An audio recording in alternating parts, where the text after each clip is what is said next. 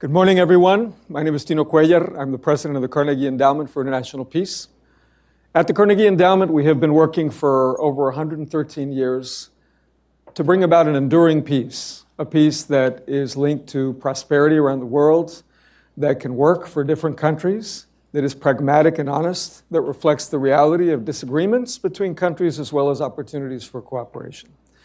When we think about the possibilities for that peace, we also believe at Carnegie in intellectual honesty, and that candor brings us to recognize that the world faces enormous challenges as well as opportunities, arising from rifts in political economy, disagreements about how to handle climate change, increasing geopolitical friction and fissures, challenges to governance around the world. As we think about how those next tumultuous, intense, but potentially promising also 15 to 20 years are going to be handled, we realize that the world is changing before us. And that world will be navigated in no small measure by India and its 1.4 billion people and the effect they will have all over the world. Not a single issue that I mentioned, technology, climate, geopolitical dynamics, international political economy, makes really any sense without thinking about India and India's role in that dynamic.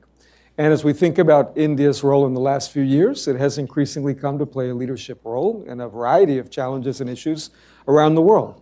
Just to take one example, during its recent G20 presidency, India emphasized the importance of digital public infrastructure.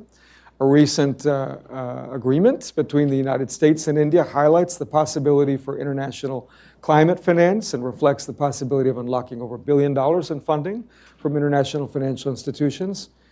And if you go down the list, whether it's regional security and the Quad or issues involving multilateralism and the future of the international economic system, India and its government are playing an increasingly critical role. Today, to delve more deeply into these dynamics, we are privileged to have the External Affairs Minister of India, His Excellency S. Jaishankar. We're particularly delighted to have Minister Jaishankar because on the heels of the UN General Assembly meeting, we are in a perfect position to discuss some critical challenges that face the world, some opportunities that face India, and to understand how his own journey, which has reflected years as the country's external affairs minister since May of 2019, are now ultimately going to play out around the world. Dr. Jaishankar brings a perspective to his role that is informed not only by long years as a diplomat, but also by what I would call a scholarly perspective. He's a fellow political scientist. We like political scientists at Carnegie. Welcome. He has started his career at the Air Force School in Delhi and then went to St. Stephen's College and studied chemistry, but then saw the light and moved towards political science and attended Nehru University, earning an MA and a PhD. After long years of service in the External Affairs Ministry, he was able to serve his country in Prague, in Beijing, in Tokyo, in Moscow, here in Washington, D.C., and then culminating his long career in the Foreign Service as Foreign Secretary. He was then recruited back into government after a stint in the private sector by the current government. Minister, we're delighted to have you here at Carnegie. Welcome, and I look forward to our conversation. Thank you, Tino, and I'm really very pleased to be here. Thank you. Terrific. Let me start by asking you about multipolarity. We have often talked here at Carnegie about how the world has changed relative to 10, 20 years ago. You have mentioned often that there is a multipolar moment that has already arrived. You also sometimes use the term multi-alignment to describe India's relationship to the world, and that comes on the heel of many decades in the past when India referred to non-alignment. So I'd love to hear from you what multipolarity means to you and what multi-alignment means and how it's different from non-alignment. Just to complete it, I also use the word multi-vector so that you can go in different directions at the same time. So there's a multi-family out there. Look, if you stop and think about it, it's actually common sense. I was in the UN for the UNGA last week, and if you use the UN as a metric, there were 51 countries who started the UN, not all independent like us. There are 193. Now, if 140 countries, 150 countries gained independence since the Second World War, and then their economies, because gaining independence really meant that kind of squeeze which the colonial powers were putting on them was no longer there to that extent.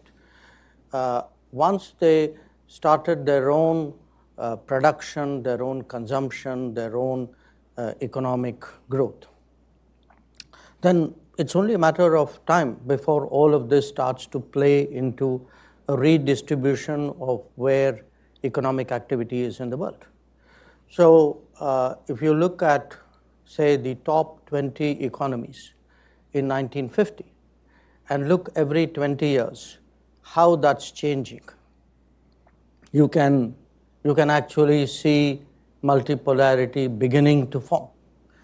And I would still say it's emerging. I think because if you use GDP as a measure, you get one set of prominent countries. If you use technology as a measure, you get another. If you use military capabilities as a measure, so it's not a single determination that one can make, but there is no question that there's ultimately a smell test.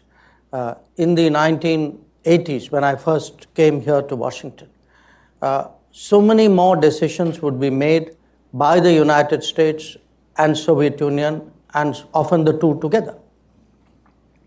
In the 1990s, I'd say late 90s, perhaps, so many more decisions were made by the United States alone. Today, if you were to look at any big global issue, it's important to have to carry other countries along, and that to me is an indication of how the world has changed, how much more multipolar it's become. It's not just become more multipolar, it's also become more regional. And that's a subset of that multipolarity, that you would have problems where you would often leave it to the countries of the region because the ability of the major powers to get involved in everything is less. The ability of the regional powers to contest the getting involved in everything is more. So you can have crises which essentially end up as something, where not everybody gets involved, not the big powers necessarily get involved. So now look at it from the perspective of a country like India. If we have more decision-making centers, more players of influence, more combinations in a way, then obviously you want to work with as many of them as possible. So you try to optimize your positioning and your relationships, which is why multi-alignment or multi-vector. And again, it depends on the issue. I mean, there would be a set of issues where, let's say, the US is a very natural partner. There may be issues where the US may not, and some other set of countries may be. So how do you, and as you get bigger, interestingly, your agenda increases, so the need for partners also grow. So to me, that rebalancing accelerated by globalization, leading to multipolarity, leads a country like India to look at multi-vector and multi-aligned policies, and that's essentially what we're trying to do. And how is that different from the non-alignment of the 1970s, for example? It's different for 2-3 reasons. One, we were, obviously our interests were more defensive then. Our capabilities were less. Our contributions were less. I mean, let me give you a kind of example. You have these Houthi attacks in the Red Sea, okay? We are affected. All of Asia is affected because it's the main shipping line. Now, maybe 40 years ago, we'd have said something about it. Today, apart from saying something about it, you also send your ships and say, okay, we will make sure that we contribute to an international effort to secure the sea lanes. So it's the difference between the earlier era was it was more defensive, it was less capability driven. It was also less active in actually pursuing outcomes. So here you have a dog in every fight as you get bigger. So you can't say, I don't like it and I will stay away. You may not like it, but you still got to work on it in some fashion, directly or indirectly. And I think the willingness to, take risks also increase because once you want an outcome, you can't be passive. So it's far more active, capability-driven, and I would say more willing to make choices, because one of the characteristics of the non-aligned period was also there was a certain reticence about saying, okay, on this issue I need to work with you and therefore I'm willing to do that. I think that reticence is less. I mean, where our stakes are involved, you would not have had a Quad in the non-aligned era. You would have a Quad in a multi-alignment era. That's very helpful and leads logically to the next question, which is perhaps even in a multi-vector, multipolar world, there is still room to recognize that the U.S. plays a very special role in that world. And as a practical matter, one could point to the presence of the UN, the International Monetary Fund, the World Bank here. One can point to the role that Washington still plays, for example, in patrolling international sea lanes. Sure. One can point to the role. You don't have to convince me. Right. I'm not into. I'm not into declinism. I'm getting set up to ask you the following question. The tech industry in California. So, with what aspects of that kind of U.S. leadership is India comfortable, and with what aspects of that is India perhaps concerned or might question it? Look, there is no question that the United States still has a very unique position in the world order.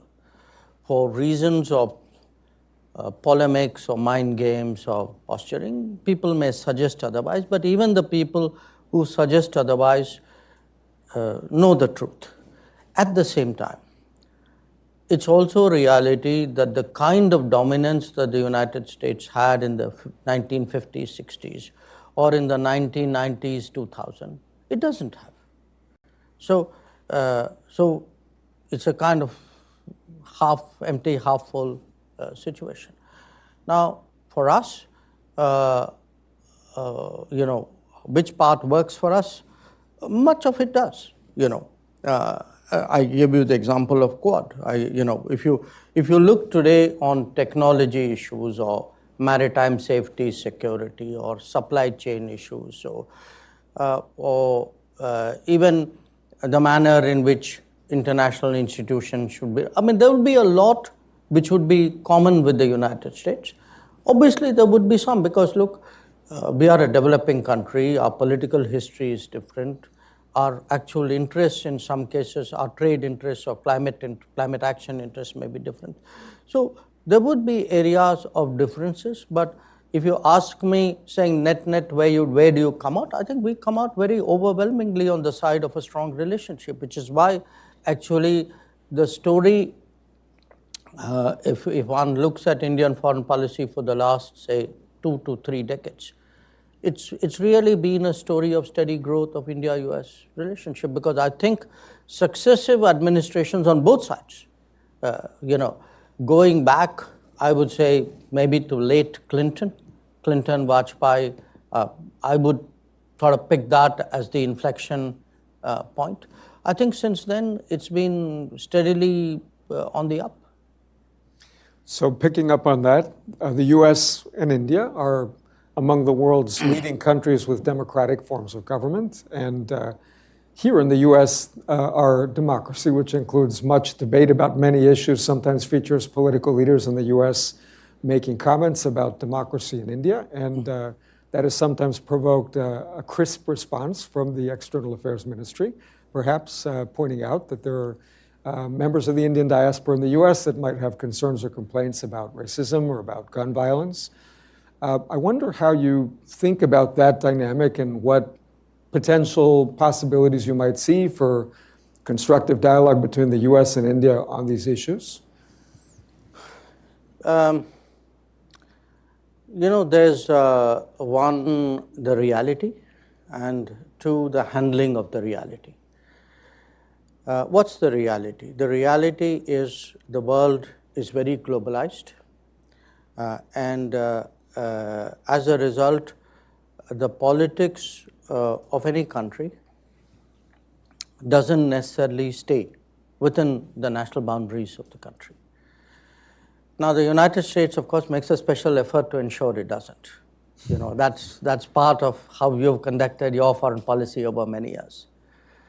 Now, as in a globalized era where there are also global agendas, there are players who like to shape not only the politics of their own country or their own region, but try and do it globally.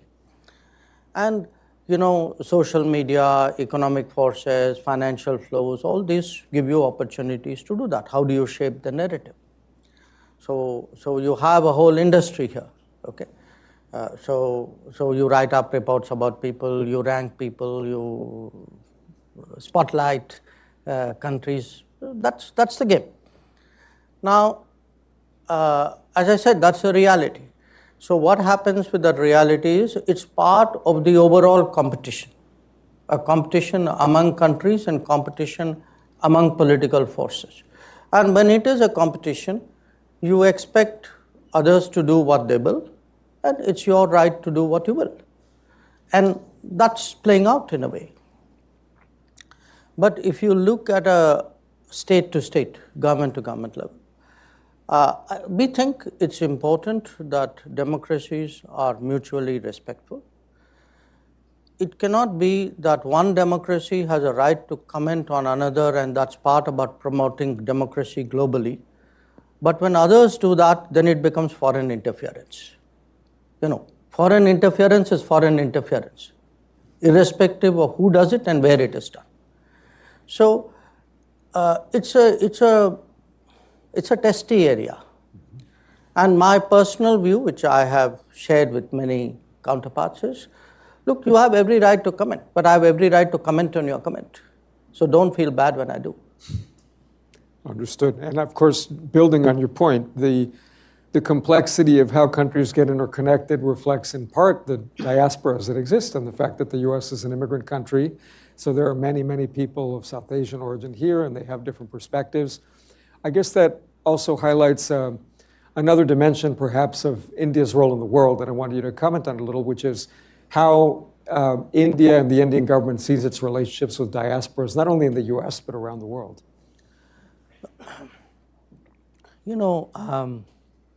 We have roughly about something like 18, 19 million Indian nationals who live abroad.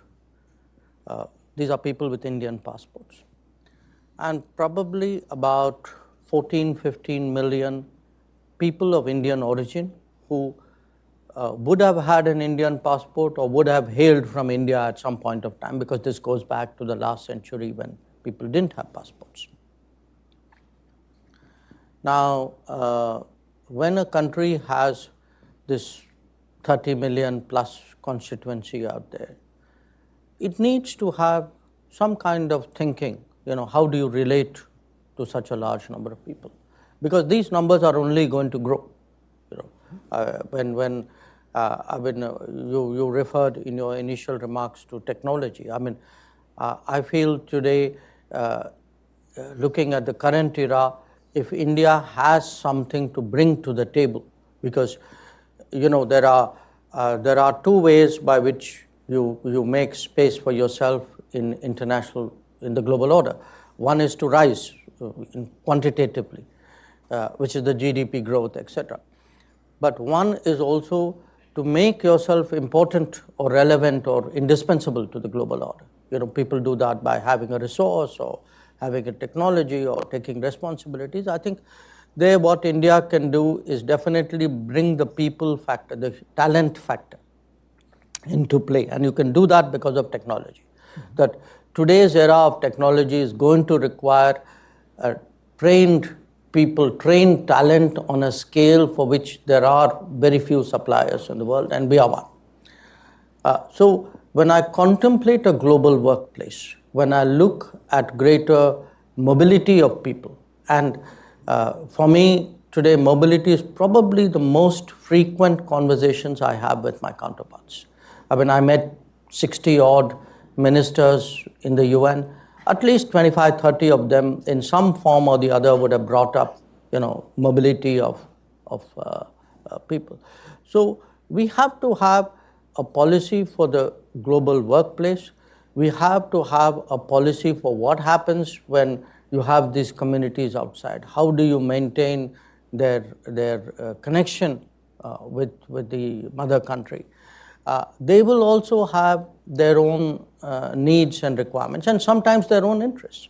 There will be cases where there would be hate crimes against their places of faith, which has happened here recently. So then how do you stand up for them? So there will be issues where we have to stand up for them. There will be issues where you have to do some advocacy. There will be issues where it's important to maintain their culture and their identity and their tradition and their heritage. And I think it kind of comes as a package. And in the last decade, that realization has been very sharp. So the diaspora aspect of our foreign policy has been really far more prominent than it was in the earlier era. Let me build on your comments about technology and ask you about the role technology is increasingly playing in India's domestic affairs and internationally. I have noticed that if I draw a through line between the domestic and the international, India is interested in extending the scope of connectivity to hundreds of millions of people who previously lacked access to electricity. Now they've leapt forward and can use QR codes and mobile technology to do payments. India is playing an increasingly prominent role in discussions of digital public infrastructure, discussions of compute and AI. How do you see India's relationship to the tech issue and the role that it plays, particularly in security as well as development? It's a sort of very open-ended question. So let me limit it to two comments. I think what is happening in India, what has happened in India over the last decade and continues to happen, in terms of deployment of technologies for governance, for service delivery, for public social welfare, is actually an extraordinary story. What it has enabled us to do is to take up challenges which were either not addressable at all, or if so, on a very small scale, and then use technology to really massively expand it.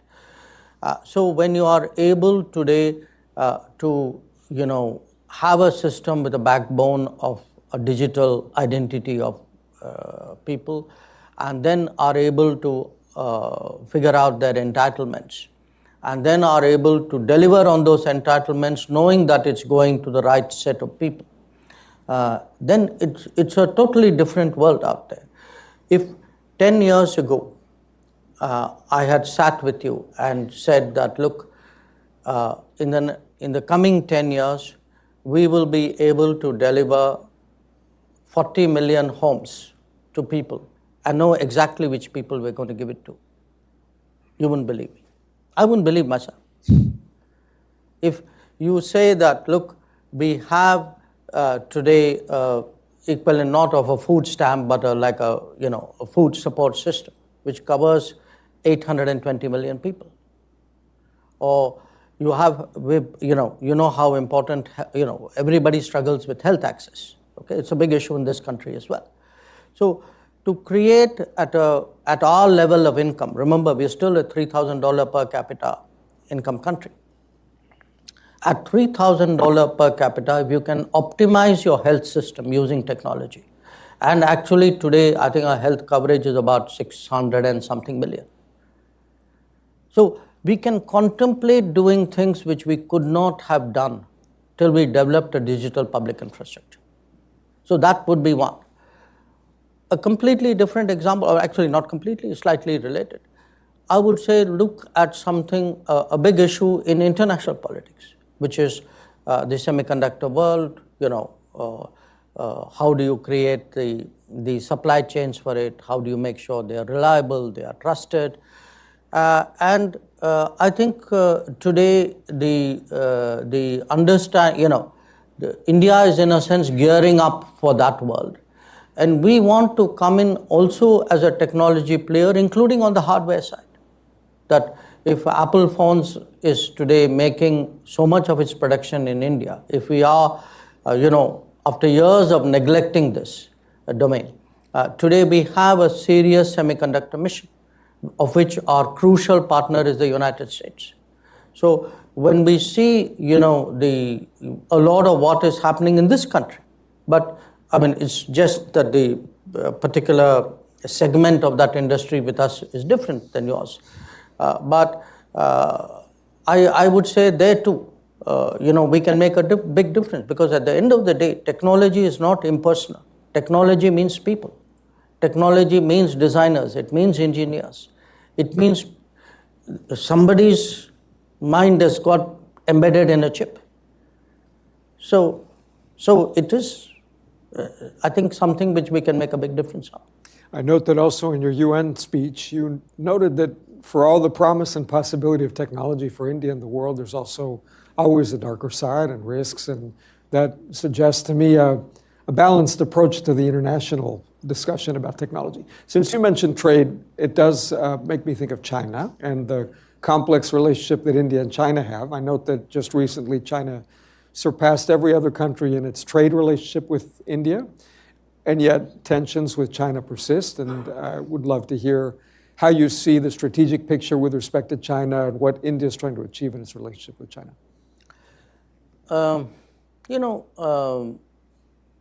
When it comes to trade, correct me if I'm wrong, I think China accounts for globally about 32% of global manufacturing. I think that would be the right number.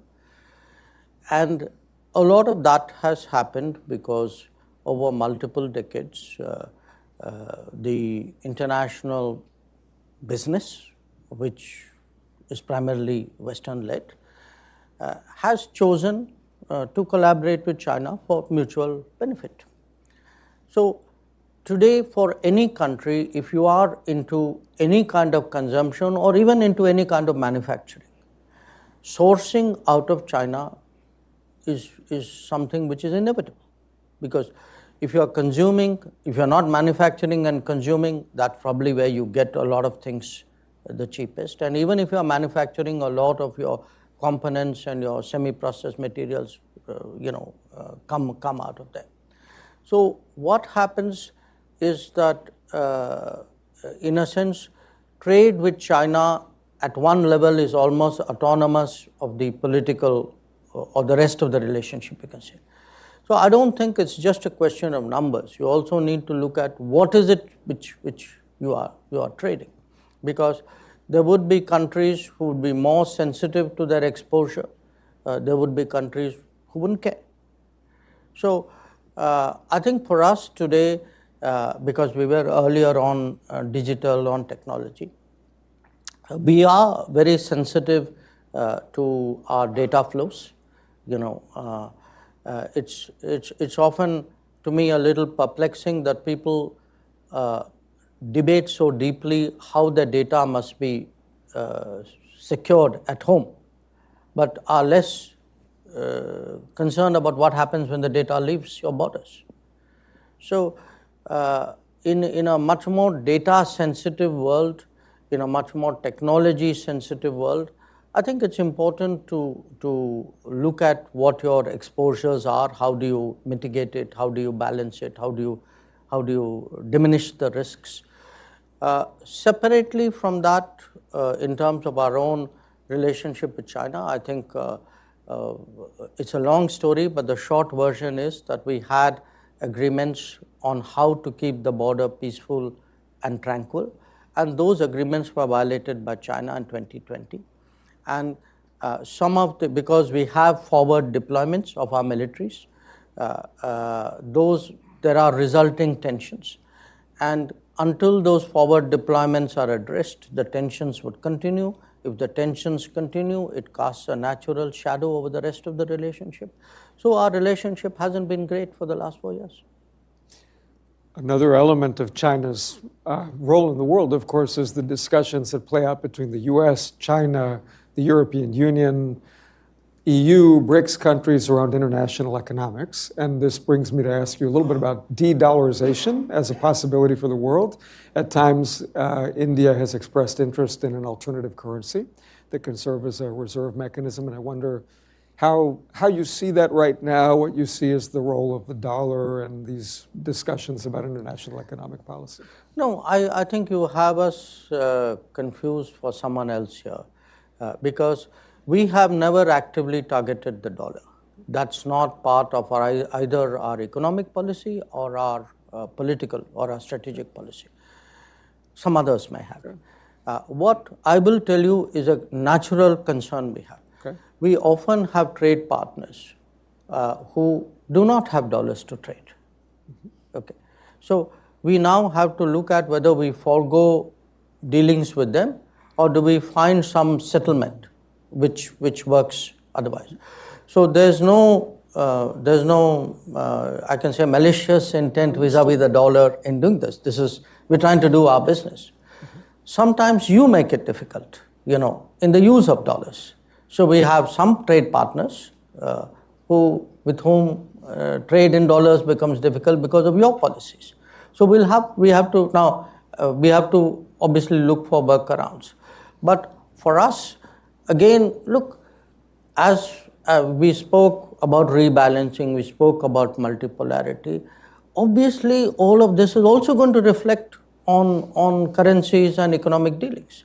So it is the era of American dominance is also an era of dollar dominance, an era of a certain hedging and a certain spread. Other factors will come into play. I mean that it will be more competitive even in currencies. So, but I won't take it quite, at least vis-a-vis us, the way. I understand. I wanted to give you the chance to address. And by the way, when you say you, I know you mean you, the United States, not you, Carnegie, to be clear.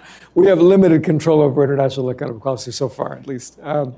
But staying with that theme, the Modi government now has had 100 days or so since sort of the next period, an election. And I wonder how you see its emerging economic priorities and where you think progress is most likely and where you think the challenges are.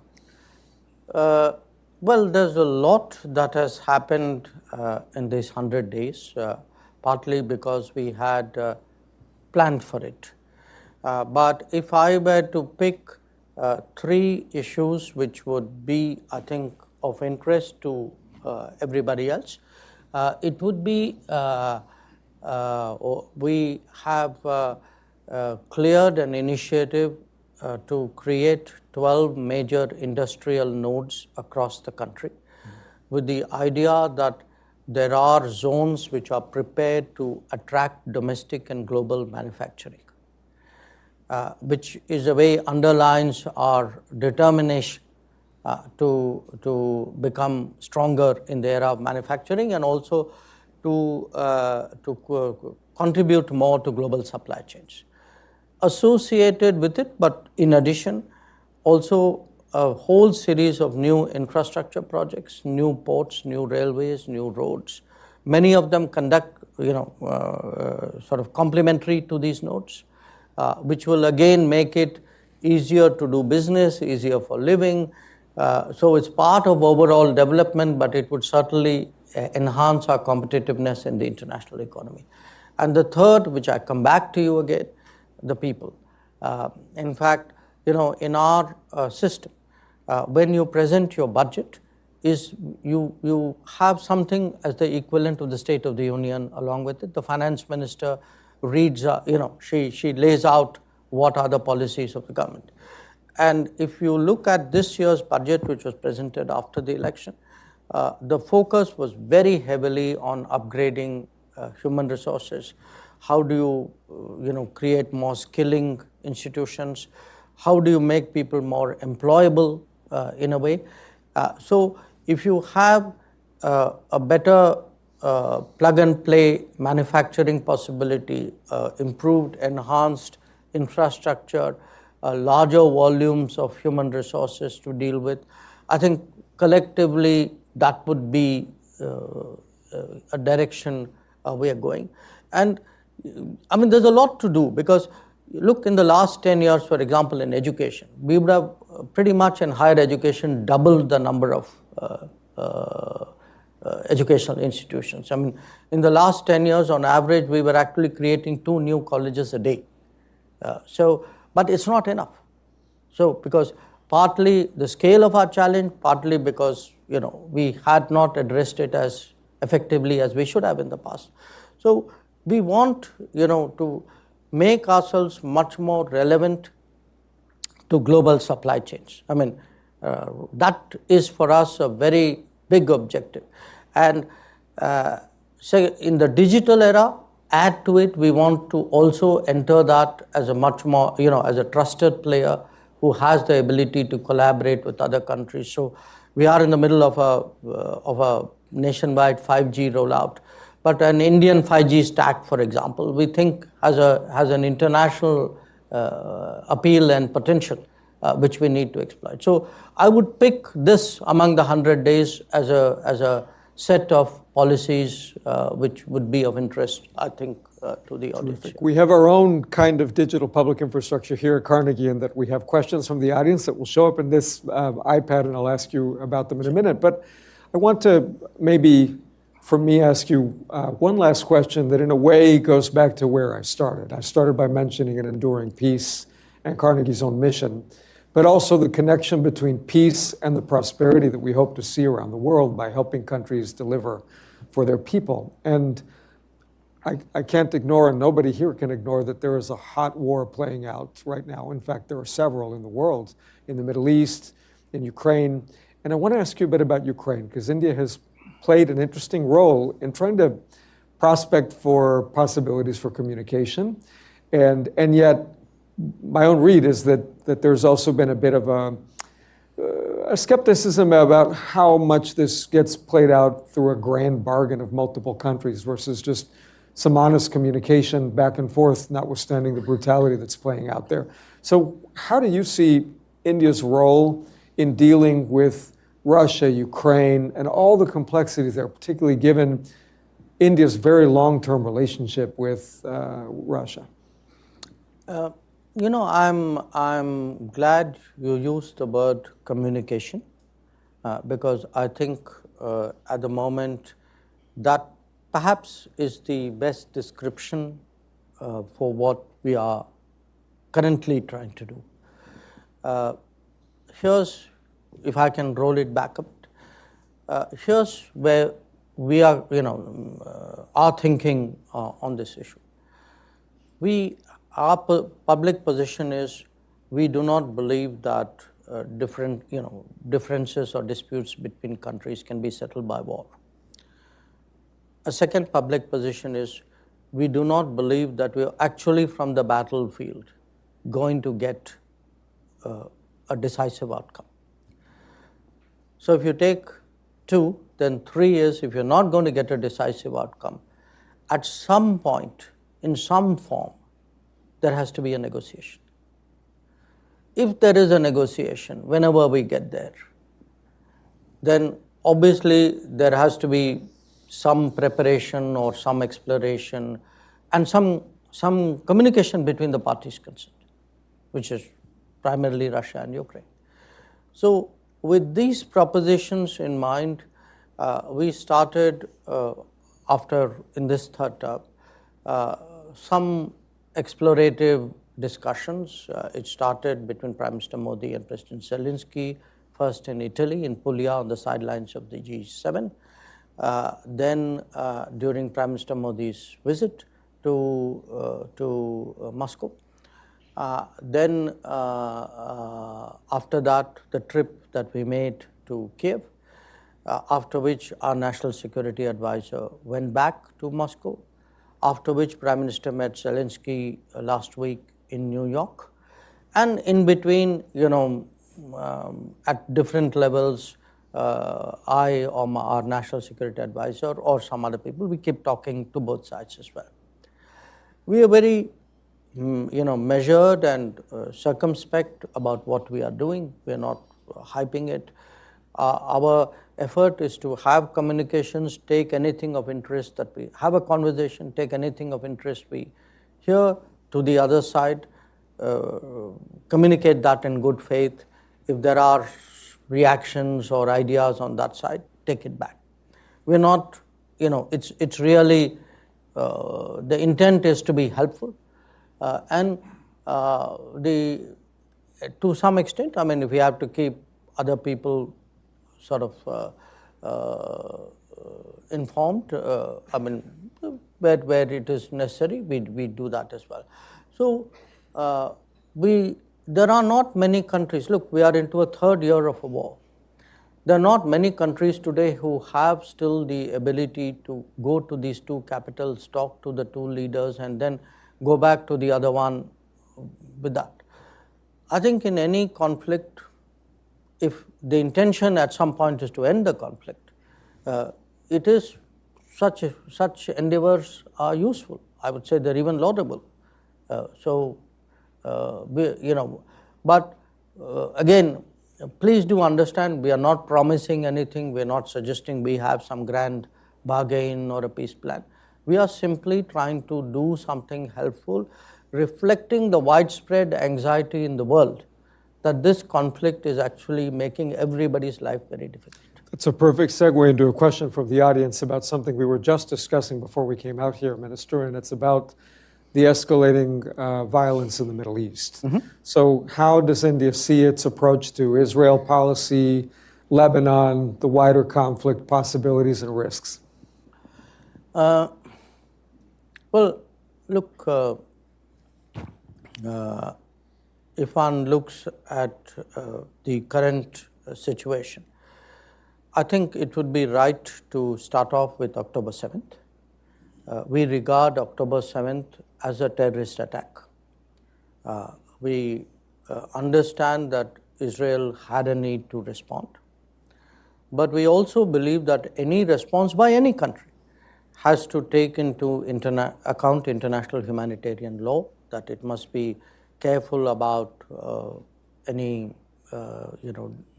damage or any implications for civilian populations, and that given what has happened in Gaza, it is important to have some kind of international humanitarian effort out there. And we are very much concerned at the possibility of a broadening of the conflict, not just what happened in Lebanon, but also, I referred earlier to the Houthis and the Red Sea. And, to some extent, anything that happens between Iran and Israel. So, again, it's one thing to be concerned. I'm sure you can say that for a lot of countries.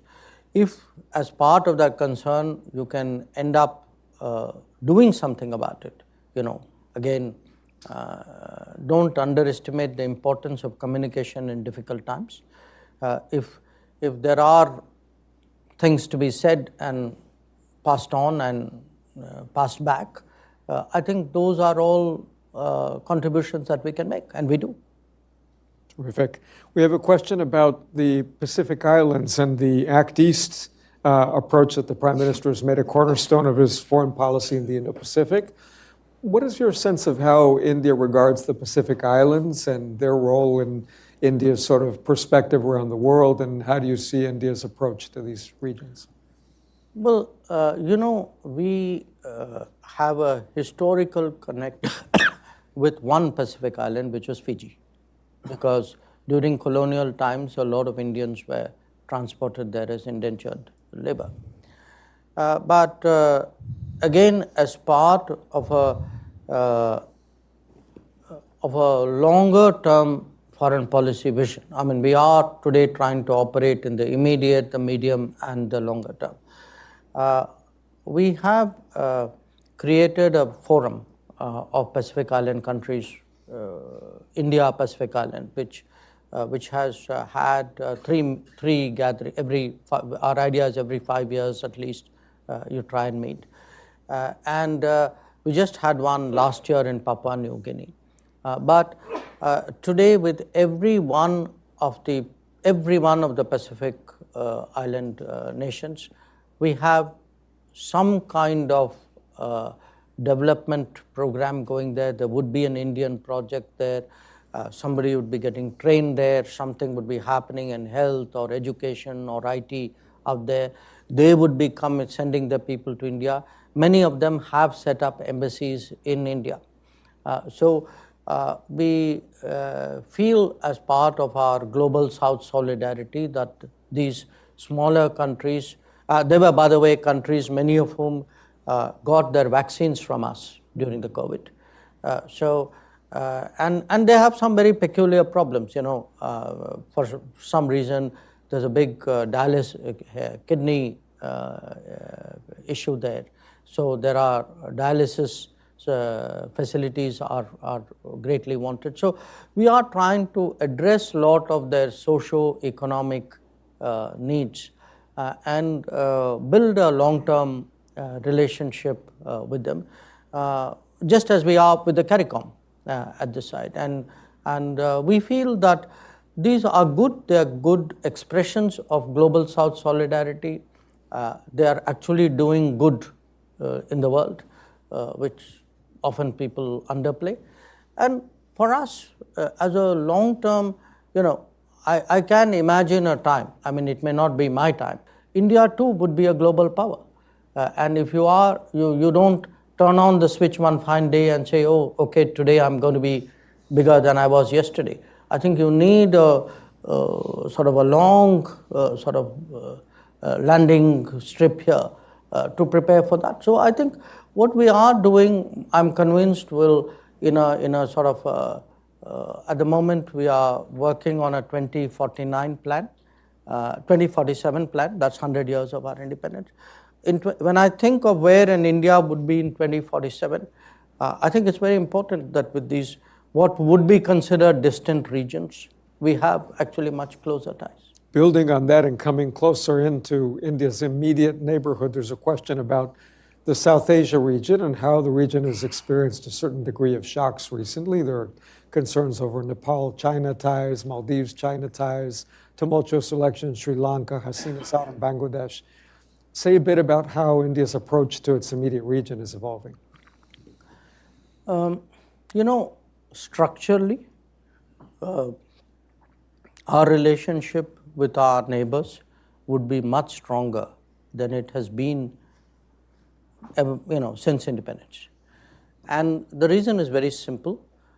If you look today at how much more regionalized we have become, if you look at the power grids, the fuel flows, the rail lines, the airways, the ferries, the waterways, there's actually a tremendous change. That with every one of these countries, if I were to look at it, where was it 5 years before, 10 years before, 15 years before, you can see an enormous shift in terms of how much more closely we deal with each other.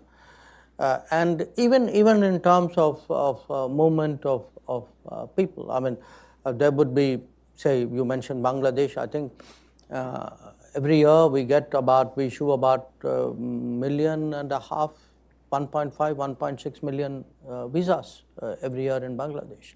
So you actually have, much more trade, much more economic activity. Now we have to recognize, the world has to recognize that they also have their politics. There will be ups and downs there. As a bigger neighbor, sometimes we end up being part of the political debate. It's not unusual. I'm sure something like that must have happened to you, to the US in what happens in this broader region. So we have to factor it in. And my own sense is the best way of dealing with that is, rather than get overexcited by immediate events, you allow the stability factors to play out. You respond with a degree of sobriety and responsibility to anything that happens. And where China is concerned, there are two factors here. One, that China itself, for some countries, is also a neighbor. So in a sense, There would be a few cases where China is a neighbor or a near neighbor. So politics is competitive. And I tell my colleagues in the foreign ministry, saying, look, prepare to compete. I mean, this world's not going to give you anything on a platter. So if you want to maintain your position, you want to improve your position, do the hard work, do the investments, build those relationships, and that's what we'll do. And I'll tell you one thing, at the end of the day, I'm very confident. I mean, every few months or every, I keep getting these stories about how one particular relationship is tanking. And I urge you a few months later to look at that relationship. And it doesn't. And it won't. How does India view rising concerns and tensions over Taiwan, which is an issue that is much debated here in the United States? For us, I think, the international economy today is actually very fragile. And I, as part of my responsibility, travel a lot to parts of the world which has had a very hard time in the last 5 years, where people have seen a visible sort of drop in their quality of life. I mean, you mentioned Sri Lanka. It's a country, I've lived in that country, I've been going there from time to time. I think part of what explained, the political shifts there was actually the trauma that they underwent as a result of, yes, there were some causal factors were within their control, maybe some of the choices were not smart, but some of it was not. Now, what the lessons of tensions or conflicts, what we saw in Ukraine, what we're seeing in the Middle East, that in a globalized world, conflicts and tensions anywhere are going to cause problems everywhere. That it's no longer regional. It can't be, it's out there and it's just between, those guys. It's going to come at everybody in some form or the other. So I would say today there is a huge, when we do these global South summits, we've done 3 of them so far. The global South is extremely concerned about new factors of stress, tension, anxiety, more pressures on the system because they are at the bottom of the chain. I'm part of them. We feel the pain. So I do think today people want, they want reassurance, they want stability, they don't want sharper, life is tough enough. Nobody wants more anxiety. And that leads perhaps to a question about the new Japanese Prime Minister's call for something like an Asian NATO. How do you think about that possibility? Well, you look, he comes, he's Japanese. This is a country which has a treaty relationship with the United States. So I guess when countries have that history and that strategic culture, their lexicon and their thinking would be along that direction. We have never been a treaty ally of any country. We don't have that kind of strategic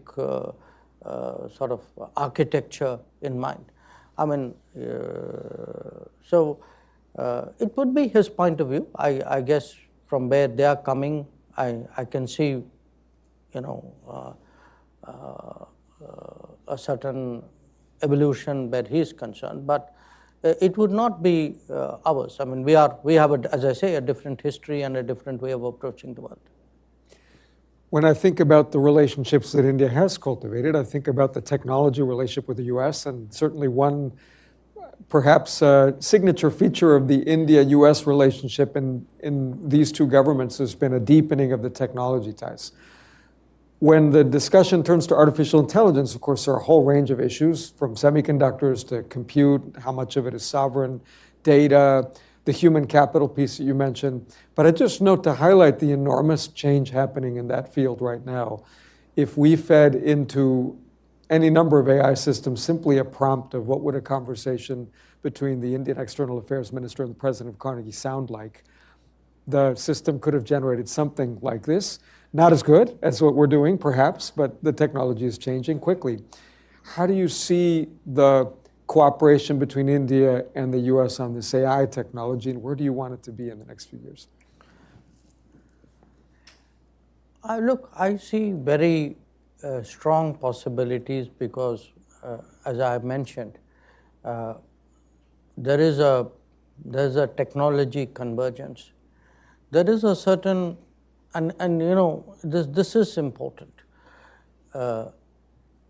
In a data-driven world, I think the issues of privacy, of security, of what are systems, what is law, what is allowed, what is not allowed, what are you comfortable doing, what are you not comfortable doing, I think all these become very important. So I see a certain convergence here.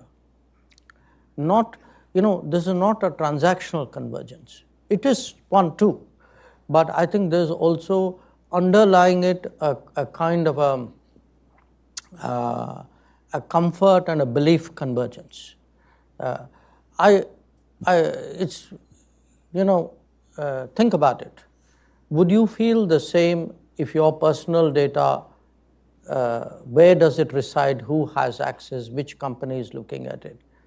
You would make a difference. You know, it wouldn't be this. You wouldn't be agnostic about it. So, to some extent, I'm extrapolating it into the world of AI as well. There would be partners of comfort. There would be enterprises in a way with whom you would say, okay, I can work with these guys. Maybe I'd have a problem with those guys. So we have.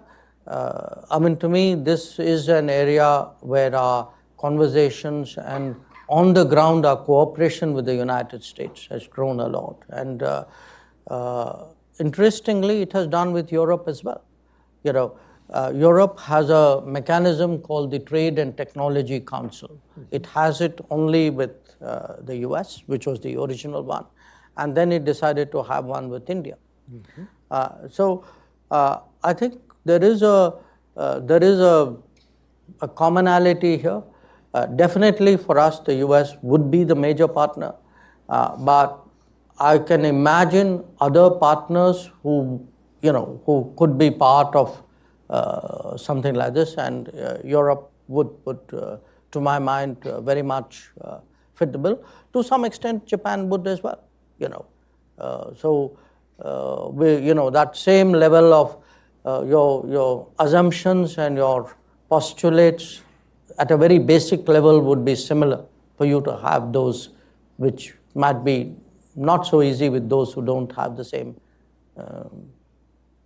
postulates.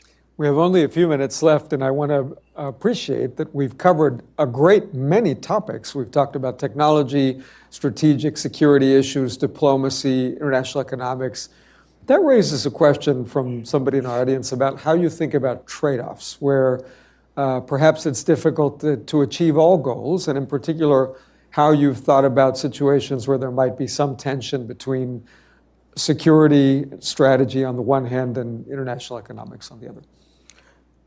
Look, whoever asked that question is a very grounded person, because that's my life. You know, how do you make trade-offs? Because there is no relationship where it's all one way. I mean, nothing is completely bad and nothing is always great. So life is, and it's, you're constantly, in a sense, searching for the good, for the optimal. You would like the perfect, but it's very rare to actually have that situation.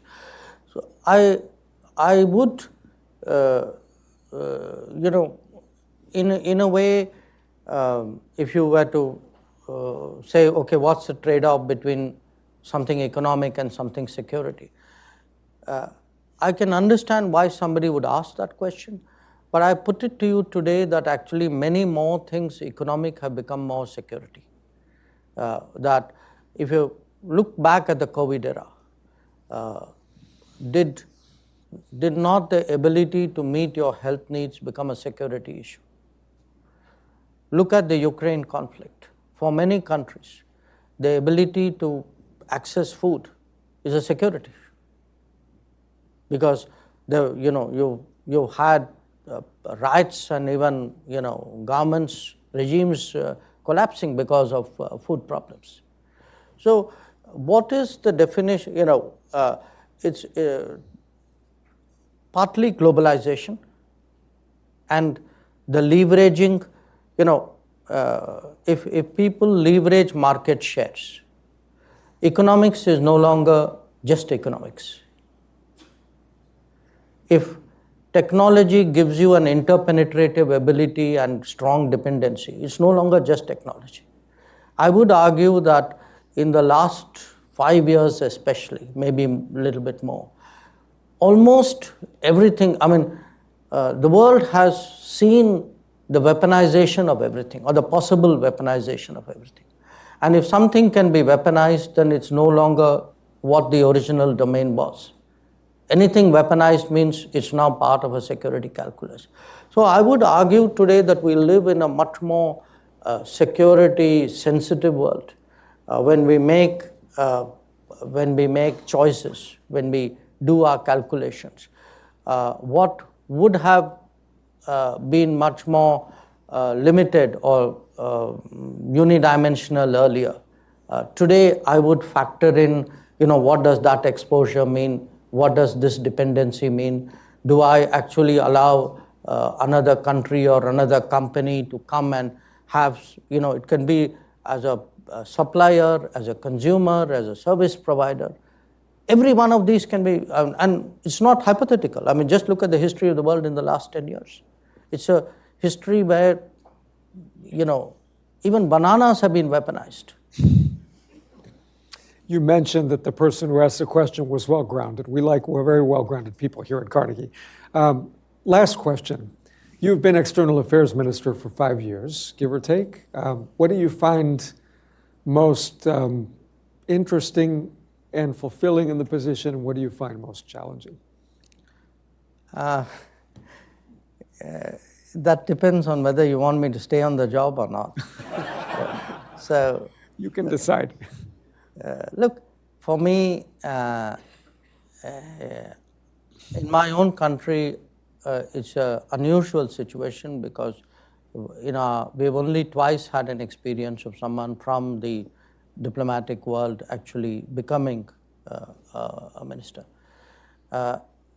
It's got a big advantage, which is like the trade well, you've done it for a very long time. You bring with you all the networking and the experience and the granularity of the business. The challenge is to kind of now say, okay, I'm not just in charge of an embassy or even in sort of running institution. I'm actually there's a sort of a bigger vision, and I think certainly for us in the political world, you are much more integrated. We have I guess everybody does. You have a sort of a cabinet system, so you tend to hear much more other domains and see how you can how you can advance them, how you can factor them into your calculation. So actually your world widens. It's quite honestly, in many ways, it's when you come into this with all that years of experience behind you, it's something you like doing. So I get up every day. I don't lack energy in what I do for the rest of the day, but there are the challenges which go with it. In many ways, you have to take calls. You are either the last person or the second last person taking the call. I have a prime minister who, on some issues, I would go to, and it's a different responsibility. Because it could be an evacuation operation, it could be a border situation, it could be a judgment call, and the rest of the system in a sense, relies on your judgment. And that means there's then a responsibility which comes that, okay, it's your sort of thinking which matters. So it's been, I would say, a very interesting, very challenging 5 years. I've had only one predecessor, my immediate predecessor, who actually had completed 5 years in office. The turnover period in our part of the world is a little higher. So let's see how it goes. Okay. Thank you very much, and we look forward to having you back at Carnegie sometime. Thank you. Pleasure. That's terrific. That's great. Well done.